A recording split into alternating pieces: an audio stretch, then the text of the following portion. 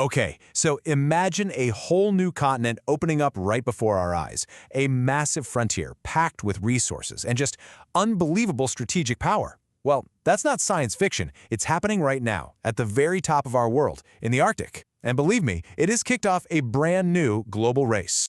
To really get this, we've got to go back to 2007. Just picture this, a Russian submarine diving deep into the pitch-black, crushing depths of the Arctic Ocean, headed for a spot where no human structure has ever existed. And there, on the seabed, almost 3 miles straight down, under all that ice, they did something, well, something pretty audacious. They planted a rust-proof titanium Russian flag right on the North Pole. I mean, what a statement, right? It sent shockwaves around the world. But you have to ask, why? Why go to all that trouble just to plant a flag on the bottom of the ocean? Because that flag wasn't just for show. Oh no, it was a declaration. It was basically the starting gun for this new high-stakes race for the Arctic. See, for the longest time, we all thought of the Arctic as this impassable, frozen wasteland. But things are changing. As the planet warms up, the ice is literally melting away. And it's revealing what could become a strategic highway, completely reshaping global trade as we know it. So in this totally new kind of race, how do you even measure power? How do you show you're in charge of a place that's mostly shifting ice and freezing water? Well, the answer comes down to one incredible piece of technology, the icebreaker. And these aren't just boats. We're talking about absolute behemoths with super reinforced hulls and engines so powerful they can just smash through feet of solid ice. Some of Russia's are even nuclear-powered, so they can stay out there for months at a time. They are, quite literally, the key to unlocking the entire Arctic. And this is where it gets really interesting. One nation saw this all coming. Russia has been playing the long game, getting ready for this moment for decades, making sure they're the ones in the driver's seat. Just how prepared are they? I want you to think about this one number, 41. Let that sink in for a second. Russia has 41 icebreakers. The United States? We have 3. I mean, that's not even a lead. It's practically a monopoly. It gives Russia the ability to go anywhere, any time of year, to access resources, to guide commercial ships, and to project military power in a way that no one else can even come close to.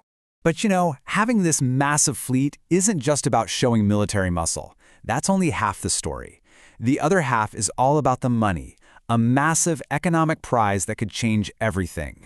And that prize is called the North Sea route. As the ice melts, this waterway, which used to be totally frozen over, is opening up.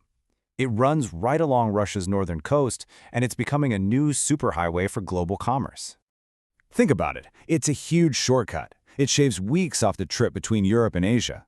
Plus, it lets ships completely bypass those tricky geopolitical choke points, like the Suez Canal, where one little thing can go wrong and snarl up global trade for days.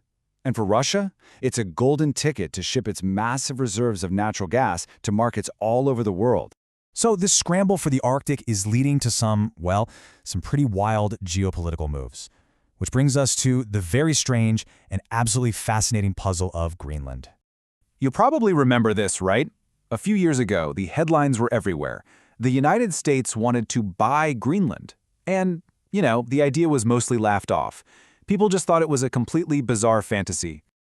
But if you look at it through the lens of this new Arctic race, suddenly the logic starts to make a little more sense. So why? Why would a world power even float an idea that sounds so crazy? The whole thing really boils down to Greenland's unique and kind of complicated political situation. See, technically, it's part of the Kingdom of Denmark, but it's also a semi-autonomous territory, which creates this messy and potentially unstable dynamic. And here's why that matters so much. Geographically, Greenland is like the gatekeeper to the Atlantic. It's absolutely vital for NATO's defense in the north. That ambiguous political status, it's a potential weak spot, a vulnerability that an adversary could try to exploit. To put it simply, control Greenland, and you've got a major foothold in the Arctic. So you see, the proposal to buy Greenland was never really about real estate. No way. It was a bold, strategic move on a global chessboard. It was an attempt to lock down a crucial position in this race for the Arctic. Look, the melting of the Arctic isn't just some far-off environmental story. It's a geopolitical earthquake that's happening right now, redrawing the entire map of global power. And as that ice continues to pull back, it just leaves you wondering, what new frontiers will be revealed next?